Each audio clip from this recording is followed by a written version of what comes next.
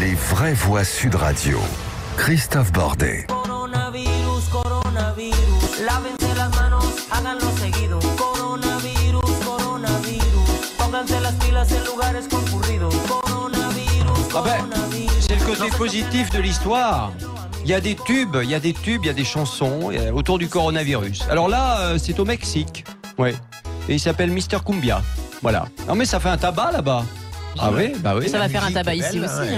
C'est sympa. Oui, on peut danser. C'est plein de soleil. Peut-être danser chez moi, comme je vais me rester cloîtré tout le week-end là. Mais tout seul, vous allez vous contempler en train de danser devant la glace. Devant le miroir, oui. Miroir, dis-moi que je suis binger. Voilà ce que je me dis. En termes d'intelligence, je veux dire. De vous répondre lucidement, non. Les vraies voix sur Sud Radio avec Véronique Langlais, Philippe Binger, Philippe David. On vous pose cette question. Coronavirus, un député en réanimation, Jean-Marc Redzer du Haut-Rhin, un salarié de la buvette de l'Assemblée nationale testé positif et confiné chez lui. Et cette question, coronavirus, faut-il mettre l'Assemblée en quarantaine? 0826 300 300 et les réseaux sociaux. Philippe David. Eh bien mon cher Christophe, toujours 69% des votants veulent mettre l'Assemblée nationale en quarantaine. Sud Radio, les vraies voix. Le débat est ouvert. Alexandre Blebtreux est avec nous, médecin, infectiologue à l'hôpital de la Pitié-Salpêtrière. Bonjour, merci d'être avec nous. Bonsoir. Alors on s'est croisés, si je puis dire, au téléphone la semaine dernière, alors qu'on était au salon international de l'agriculture, porte de Versailles. Vous étiez avec nous au téléphone. On va voir, tiens, en une semaine, si les choses ont évolué, s'il y a plus de gens qui viennent vous voir, évidemment, pour être testés, etc. Vous allez nous le dire. Et puis Nicolas Dupont-Aignan, député et président de Debout la France au téléphone. Bonsoir. Bonsoir. Alors je commence avec vous Nicolas Dupont-Aignan. Tout d'abord Jean-Marc Redzer, député LR du Haut-Rhin, en réanimation à cause du coronavirus. Tiens, comme c'est un collègue, est-ce que vous avez quelques nouvelles ou pas? Non, je n'ai pas de nouvelles. Je souhaite un bon rétablissement, même si je sais que sa situation est pas facile et grave. Oui. Maintenant, vous savez, l'Assemblée nationale, c'est pas différent du pays. C'est un échantillon de Français. Et on voit bien que l'épidémie progresse. Oui. Voilà, vous l'aviez, juste une chose, vous l'aviez croisé récemment, votre collègue Redzer? Je suis dans la même commission et il y était le 26 février. On nous a d'ailleurs écrit pour savoir, pour bien nous prévenir. Je me souvenais plus où j'étais assis. Vous voyez, j'ai vérifié. Voilà. Vous étiez assez loin de lui à ce moment-là, quoi. Assez loin de lui, mais c'est pas la question. Oui, non, mais il peut y avoir une inquiétude. Hein, je suis désolé, il peut y avoir une inquiétude quand on est député, parce que voilà, si vous êtes passé par la buvette et qu'il y avait cet employé qui est confiné chez lui, c'est la même chose. Il peut y avoir une inquiétude. Nous sommes un peu comme les médecins. Nous voyons des dizaines de personnes par jour, donc nous pouvons être des vecteurs.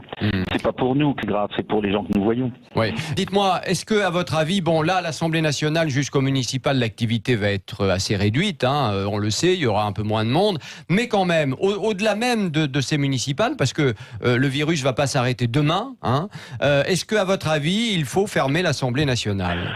Non, je ne le crois pas, parce que nous devons montrer l'exemple au sens que nous devons pas avoir de privilèges. Si on imaginez qu'on ferme l'Assemblée nationale et alors les entreprises, les radios, en revanche, nous devons peut-être prendre des précautions supplémentaires et nous aurions peut-être dû en prendre. Par exemple, à l'Assemblée, par exemple. Bon, à l'Assemblée, il y a des choses qui ont été faites. Hein. Le gel est partout, bien mis en évidence. Mais est-ce que les parlementaires ou le personnel ont fait suffisamment attention? Je ne sais pas. Je peux pas vous dire. Moi, je suis pas derrière chaque personne. Ce que je veux dire, c'est que, en tout cas, aujourd'hui, parlons de l'avenir. Aujourd'hui, moi, ce qui me paraît important, et c'est ça que je ne cesse de répéter depuis fin janvier, j'étais un des rares à alerter, depuis fin janvier, moi j'aimerais que notamment les médecins, parce que je relais leurs préoccupations, le gouvernement a un plan pour l'hôpital qui est plutôt sérieux et qui fonctionne, mais il n'y a pas que l'hôpital pour la santé en France. Il y a 100 000 médecins libéraux, il y a des centaines de milliers d'infirmières, il y a des aides-soignantes dans les EHPAD. Et moi, ce que je vois aujourd'hui sur le terrain, c'est un décalage absolument saisissant entre les paroles gouvernementales et la situation des grands hôpitaux et le dénuement le plus total des médecins qui réclament ce qu'ils avaient eu en 2009. C'est-à-dire ce kit de... il y avait la blouse, il y avait les lunettes. Il y avait des solutions désinfectantes. Et surtout le fait que, si vous voulez, On nous dit il y a le 15, les gens appellent le 15, sauf que moi j'ai encore vu des médecins là dans l'Oise, les malades arrivent à leur cabinet. Et comme les médecins n'ont pas de solution de protection pour eux-mêmes, eh bien on a eu 200 personnes à l'hôpital de Compiègne qui sont en quarantaine. Il est quand même vital, c'est d'ailleurs dans l'instruction du Haut Conseil de santé publique du 1er juillet 2011, qui est très clair, je l'ai relu cette semaine.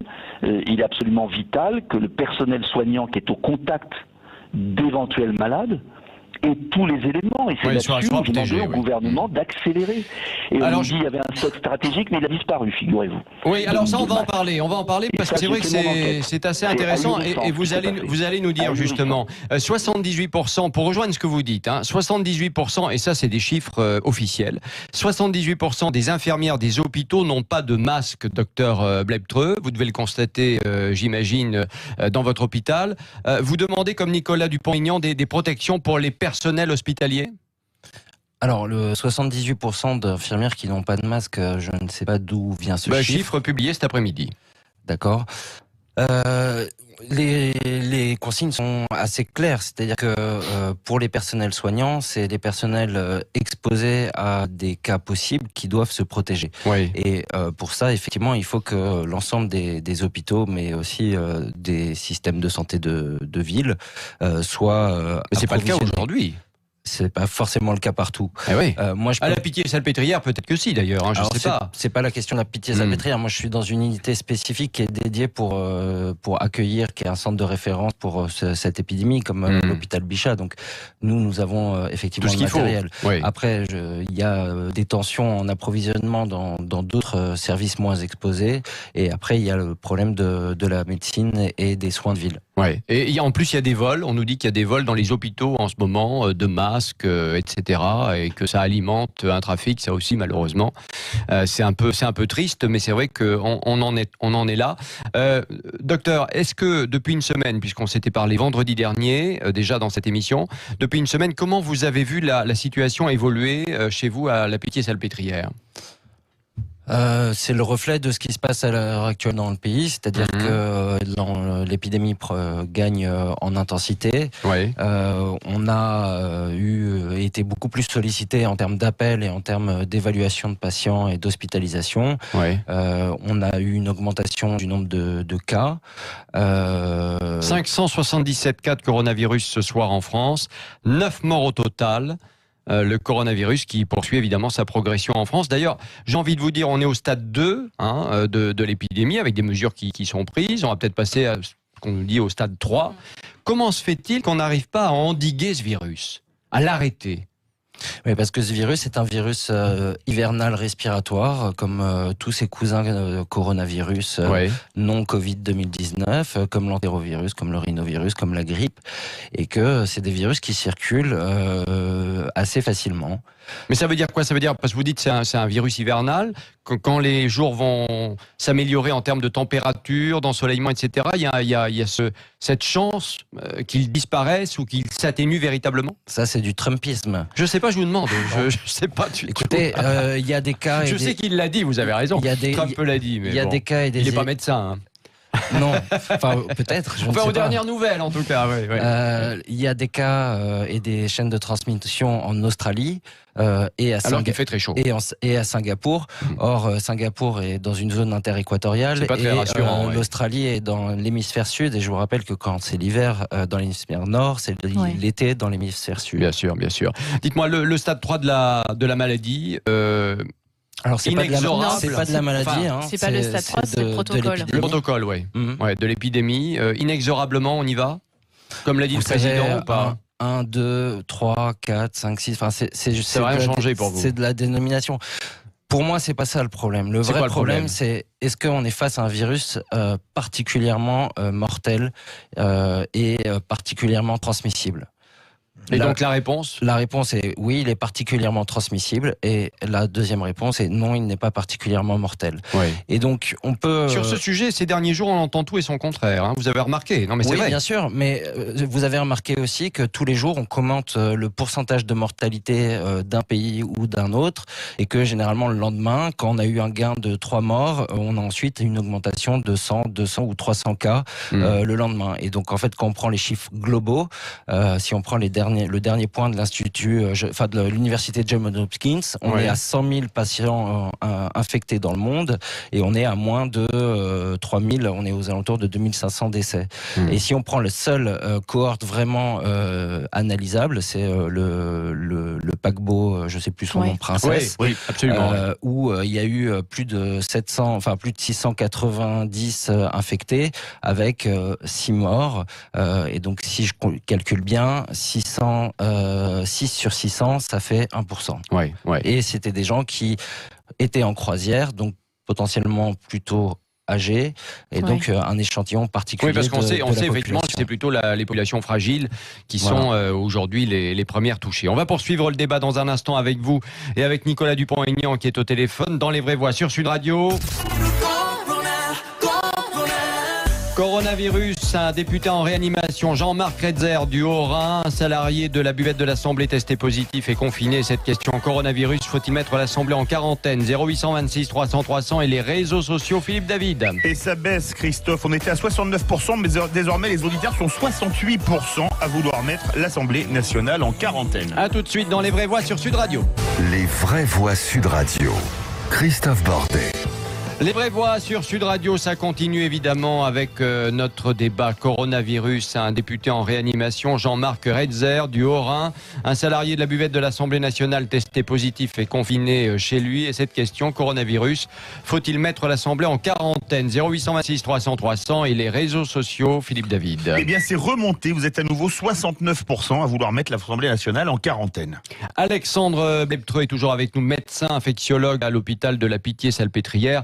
J'espère, Alexandre, que vous notez quand même que depuis la semaine dernière, j'ai appris à dire votre nom, ce qui n'est pas rien.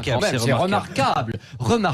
Nicolas Dupont-Aignan est également avec nous, député et président de Debout la France. Et puis il y a Philippe de Libourne qui nous appelle au 0826 300 300. Libourne, c'est en Gironde. Bonsoir Philippe. Bonsoir aux invités. Bonsoir. Donc moi je trouve ça marrant votre débat ce soir puisque 577 cas, j'ai fait le parallèle avec les 577 députés. C'est vrai, on pourrait. Oui. Voilà. Bah oui, donc, c'est vrai. Ça c'était le petit parallèle. Mais alors par contre moi bien ce que joué. je pense, pour répondre à votre question en fait, c'est que je pense que l'Assemblée elle va se fermer toute seule en fait. C'est-à-dire que d'ici la semaine prochaine, il va y avoir de plus en plus de cas, tout va se gripper. Moi je suis un ambulancier donc je vois ce qui commence à se propager, ce qui va se profiler on va dire. Et donc à mon avis les députés, monsieur Dupont-Aignan, il sera sûrement un des derniers à quitter l'Assemblée. Oui, il est en pleine forme. Dupont-Aignan est en pleine forme comme d'habitude. Mais il y en a d'autres qui vont pas se gêner pour pas y aller rapidement. Ça, c'est votre sentiment. Il y a des députés qui profiteraient de l'occasion pour pas aller siéger. Bon, peut-être, je sais pas. C'est le premier point. Oui. Et puis j'ai un deuxième point, une question à poser à votre spécialiste. Oui. Parce qu'en fait, moi je regarde, ça m'intéresse. J'ai regardé une étude d'un professeur aux États-Unis, le professeur Freeman, qui a sorti une étude qui est sortie dans National Geographic, donc je pense pas que ce soit un journal un peu complotiste, et qui parlait des séquelles éventuelles des patients, parce qu'en fait dans tous les médias on nous parle des morts, des guéris et des cas, mais on parle jamais des gens qui sont ni morts ni guéris en fait. Et en fait il faut savoir quand même que cette maladie, ce virus, il laisse des séquelles, il laisse des poumons alvéolés en nid d'abeille, ce qu'on appelle. Donc les gens, ils ont plus leurs poumons comme avant, et ça repousse pas.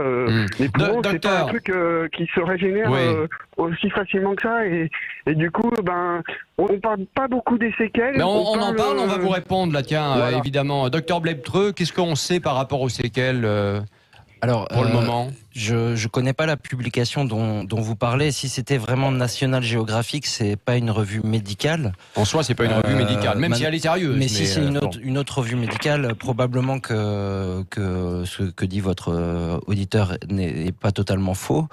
Enfin, il pourrait y avoir des séquelles, peut-être. On ne sait pas encore. Voilà. En fait. Après, vous parlez de séquelles, alors que l'épidémie a commencé il y a un mois, début janvier, en France, et que le nombre de cas est quand même limité. Vous dire exactement combien de patients auront des séquelles ou pas, et à quel type, et quel sera le niveau d'invalidité que ça va entraîner, à l'heure actuelle, c'est impossible. Ce qui est vrai, c'est que les patients qui auront fait des formes pulmonaires graves, avec ce qu'on appelle un syndrome de détresse respiratoire aiguë, ou SDRA.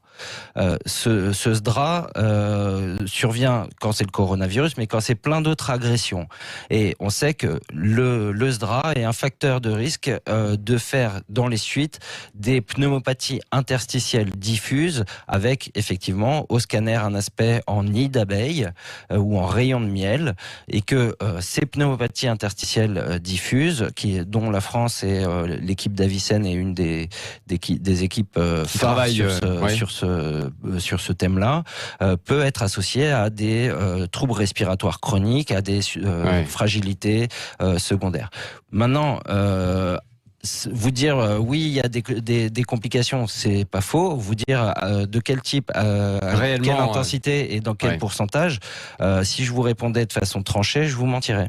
Nicolas Dupont-Aignan, qui est toujours avec nous, est-ce que globalement pour vous, vous disiez tout à l'heure, j'ai mené ma petite enquête. Alors tiens, bon, d'abord, est-ce que le gouvernement gère bien cette épidémie à votre avis? Non. Non. Je vous le dis comme je le pense. Bon. Et je le regrette. Pourquoi? Parce que depuis le début, il est en retard d'un wagon. Quand fin janvier, on a alerté un certain nombre de parlementaires, on nous a dit circuler, il n'y a rien à voir. Madame Buzyn a même osé dire que ça ne viendrait pas en France. Ensuite, il n'y a pas eu les commandes de masques, notamment pour les professionnels de santé. Il y a un ambulancier, tiens, ça serait intéressant de savoir s'il a été fourni en masque. Ou pas. C'est vrai, c'est vrai. Je ne dis pas que rien n'a été fait. Ce serait idiot. Notamment, nous avons de bons services hospitaliers, nous avons les meilleurs spécialistes, nous avons des gens de grande qualité, nous avons beaucoup de gens dévoués. Il reste que lutter contre une épidémie, c'est un moment quand même, tout faire pour éviter qu'elle arrive. Les contrôles aux frontières, et notamment les arrivées de vols de Chine, ont été dérisoires. De toute façon, je vais vous dire, ça n'a pas marché. Non, je dis pas que ça sert à rien. Je dis simplement que par rapport à ce qui a été fait par ailleurs dans d'autres pays, on peut pas vraiment dire que ça a bien marché. Mais bon. Non, mais on peut pas dire non plus que c'est totalement inutile. Et regardez Israël.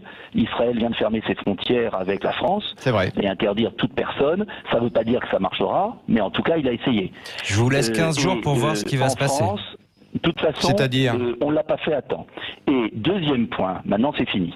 Maintenant, moi je regrette, une fois de plus, que le stock de masques FFP2 n'ait pas été maintenu en France. J'ai découvert que en tout cas, j'ai pas les explications du ministre de la Santé. Deuxièmement, je regrette que les professionnels de santé n'aient pas eu ce qu'il y a eu en 2009, c'est-à-dire qu'ils ne sont pas outillés pour affronter la maladie. Je regrette qu'on n'ait pas le nombre suffisant de tests de dépistage. D'ailleurs, aujourd'hui, je voyais, on vient de dire dans le Haut-Rhin qu'on ne dépistera que les gens très malades. Donc c'est simple. C'est extraordinaire. En Corée du Sud, qui est un pays qui a le même nombre d'habitants que nous, il y a 10 000 tests par jour. En France, on nous renvoie, et des médecins m'ont appelé, des médecins m'expliquent, quand ils appellent le SAMU, on leur dit, non, on n'a pas de test. Donc, s'ils ne sont pas très malades, renvoyez-les chez eux. Donc, on est dans un état, honnêtement, d'impréparation pour la médecine de ville, qui est saisissant. Et je ne le dis pas dans un esprit polémique, je le dis parce que j'aimerais que l'on livre les masques chirurgicaux qui restent, puisqu'il n'y a pas de masque FFP2, qu'au moins les masques chirurgicaux puissent être livrés vite.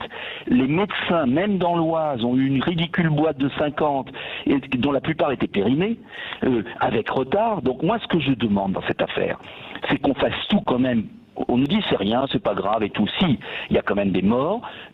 C'est peut-être, j'espère que ça ne sera pas aussi grave que prévu, mais quand on voit ce qui s'est passé en Chine, bien sûr. Ils ont isolé des gens, il y a eu quand même beaucoup de mesures de prise, et en France, pour l'instant, on est dans une sorte de légèreté qui n'est pas, si vous voulez, ce qui m'inquiète dans ce que je dis. Oui, rapidement, parce que je vais donner la parole au docteur Bleptreux, non, mais je ne veux pas affoler, mais ce que je vois, moi, sur le terrain, c'est que les gens, justement, sont inquiets parce qu'ils ont l'impression que le gouvernement ne leur dit pas tout et a des paroles lénifiantes, et ils voient des professionnels de santé, les médecins, les infirmières, les aides-soignantes, les ambulanciers, les pompiers, qui n'ont pas les outils minimums. Donc moi j'aimerais que le gouvernement accélère pour qu'on soit rassuré. Alors docteur Bleptreux, par rapport à ce que dit, il va vous répondre le docteur évidemment, docteur Bleptreux, par rapport à ce que dit Nicolas Dupont-Aignan, est-ce que vous êtes en partie d'accord avec lui ou pas? Alors sur la dernière partie du discours de monsieur le député, je suis tout à fait d'accord, c'est-à-dire que bien évidemment il faut mettre beaucoup plus d'argent dans le système de santé publique, et je comprends du coup la volonté de poursuivre des impôts, du service public fort, y compris hospitalier. Je pense que ça a toujours été la position de toute la classe politique, de maintenir un service public fort. Les mots, en tout cas, les mots sont les mots. Après, derrière, les actes, c'est toujours autre chose. Si vous voulez, oui, on en fait toujours trop ou pas assez. Les kits de 2009 H1N1, je pense qu'ils ont été bien moqué quand l'épidémie n'est pas arrivée. Je dis pas que c'est un problème. Il faut que les professionnels de santé soient en mesure de se protéger. Mais on peut de toute façon critiquer tout ce qui va se passer. Et pour les frontières. Merci. Je suis désolé, mais on n'a plus le temps malheureusement, Philippe Binger. Donc il faut qu'on avance. Merci en tout cas d'avoir été avec nous, docteur Bleptreux évidemment. Merci à Nicolas Dupont-Aignan également. Notre débat, la fin. Coronavirus, faut-il mettre l'Assemblée en quarantaine? C'était la question. Les réseaux sociaux, Philippe David. 69% disent oui, avec un commentaire très drôle d'aldostérone. Dommage que ça arrive 10 jours plus tard, sinon le 49.3 attendait fin mai. Bien sûr. Allez, merci beaucoup. Tout de suite, le mot de la semaine. Sud Radio, les vraies voix, on l'appelle Monsieur Je sais tout, surtout. Philippe David. On termine en beauté, évidemment, avec le mot coronavirus. Oui, le mot de la semaine, Christophe, est le mot coronavirus, puisque ce virus infiniment petit prend une place de plus en plus gigantesque jour après jour dans l'actualité. Pour le Larousse, un coronavirus est un virus à ARN en forme de couronne. La famille des coronavirus est à l'origine d'infections bénignes en ORL, mais l'un de ses représentants a été identifié en 2003 comme responsable du syndrome respiratoire aigu sévère, le SRAS. Coronavirus vient du latin corona, couronne, et virus qui signifie poison. Le coronavirus est donc un poison à couronne, ce qui rappelle le titre du 3e tome des Rois maudits de Maurice Druon, tome intitulé Les poisons de la couronne. Comme dans toute épidémie, les fantasmes les plus fous circulent sur le coronavirus. Ainsi, un site parodique a affirmé que, je cite, la fellation était moins contagieuse que de se serrer la main. C'est vrai, on en a parlé cette semaine. Et l'info est partie dans tous les sens. Cette thèse étant pourtant difficile à avaler, mais étant reprise par une grande chaîne d'infos dans une émission dirigée par un journaliste qui est pourtant considéré comme un grand pro, PRAUD. Heureusement qu'il s'agissait d'une fake news, car après le fameux slogan « Le sida, il ne passera pas par moi », on imagine une campagne de prévention dont le slogan aurait été « Pour éviter le coronavirus, on ne se serre pas la main, on se... » Suce. Oh non. Mais non, moi j'avais pas du tout entendu ça.